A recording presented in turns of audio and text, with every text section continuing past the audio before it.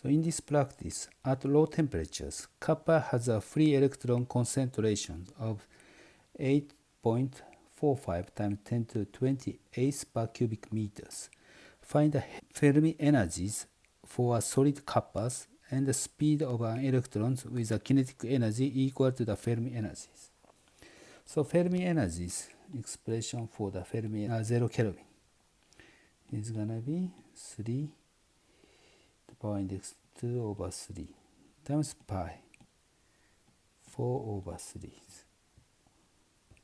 h bar squares over 2m is the mass of the electrons over number density n over v 2 over 3. For the number densities, you can substitute these quantities here. And the Planck constant and the mass of the electrons, you can calculate these quantities in joule. So it becomes 1.13 times 10 to minus 18 joule. The second question, find the speed of an electron with the kinetic energies equal to the Fermi energy. So kinetic energy is 1 over 2 mv squares equal E sub F0. So from this equation, you can calculate V.